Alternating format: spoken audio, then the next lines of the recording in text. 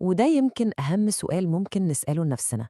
ليه في ناس بتتحرك لقدام وناس تانية كأنها محبوسة في مكانها؟ الإجابة في كام خطوة هنمشي فيهم سوا.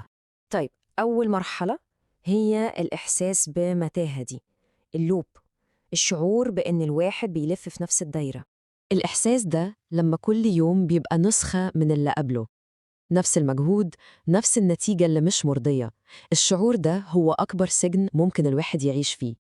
بس عشان نكسر السجن ده لازم نبدأ من جوه. وهنا بقى ندخل على مرحلة الأساس، إزاي نبني قاعدة قوية جوانا تخلينا نقدر نقف على رجلينا بجد.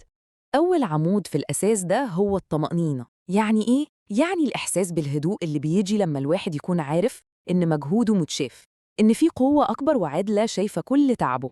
ده بيدي ثبات مهما كانت الضغوطات حواليك. ونيجي للصلاة، دي مش مجرد طقوس، فكر فيها كأنها محطة الشحن بتاعتك، زي الموبايل بالظبط. دي اللحظة اللي بتفصل فيها عشان تشحن طاقتك النفسية من أقوى مصدر ممكن. اللي بيستغنى عنها كأنه ماشي ببطارية فاضية. وبعدين النية دي هي البوصلة بتاعتك، هي اللي بتقول كل خطوة بتخطيها رايحة فين.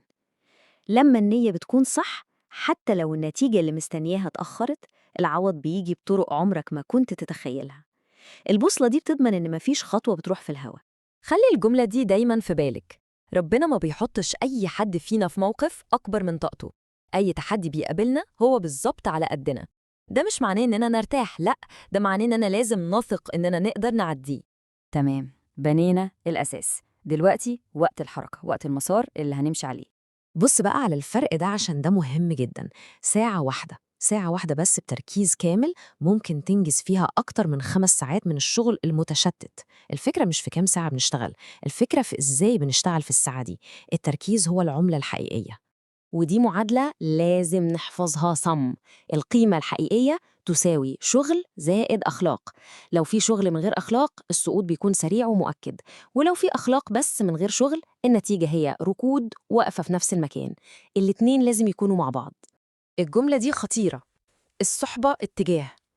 الصحاب مش بس ناس بنقضي معاهم وقت حلو، لأ، هما بيحددوا مسارك في الحياة. يا بيشدوك لفوق يا بينزلوك معاهم لتحت. فخلي بالك، اختيارك ليهم هو اختيار لاتجاه حياتك كلها. طاقتك النفسية دي عاملة زي رصيد في البنك، لازم تحافظ عليه. يعني إيه؟ يعني ابعد عن أي حد بيقلل من طموحك أو بيسحب من طاقتك على طول. وفي نفس الوقت لازم تتقبل حقيقة إنه مستحيل ترضي كل الناس. محاولة إرضاء الكل دي أسرع طريقة تخلص بيها رصيد طاقتك. ونيجي للمرحلة الأخيرة، القمة. بس القمة هنا مش مكان بنوصله ونقف، لأ، القمة هنا هي طريقة تفكير، عقلية معينة. السر كله في الرقم ده، 1%. مش مطلوب مننا نعمل تغييرات ضخمة مرة واحدة. الفكرة كلها إن الواحد يحاول يكون أحسن 1% بس كل يوم. خطوة صغيرة جدا، بس لما بتتكرر كل يوم، بعد سنة بتعمل فرق رهيب ومحدش يتخيله.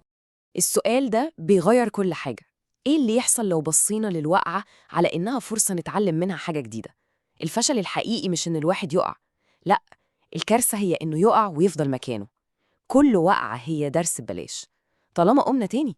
وفي فرق كبير بين الصبر والاستسلام. الصبر الحقيقي مش إن الواحد يقعد مستني، لأ، الصبر هو إنك تفضل شغال بتعمل اللي عليك بهدوء وثبات، وإنت عندك ثقة تامة إن كل حاجة هتيجي في وقتها المناسب. دي واحدة من أهم النقط. اوعى تقارن رحلتك برحلة أي حد تاني. كل واحد فينا له توقيته الخاص، له ظروفه، له قصته. المقارنة بتسرق منك فرحتك وتركيزك. خليك في ورقتك، ركز في طريقك انت وبس. ودي الخلاصة، هي دي الزتونة. اتعب عادي، اقع وارد جدا، اغلط كلنا بنغلط، بس الأهم من كل ده ما تقفش. الفرق بين اللي وصل واللي ما وقفش هو إن اللي وصل كمل خطوة زيادة بعد ما كان عايز يقف. هما بس استحملوا أكتر. طيب، بعد كل ده نعمل إيه؟ الموضوع بسيط، مش مطلوب تطبيق كل ده مرة واحدة. اختار فكرة واحدة بس، أكتر فكرة حسيت إنها لمستك، وابدأ بيها. ابدأ دلوقتي مش بكرة. خطوة واحدة بس النهاردة هي اللي بتبني بكرة.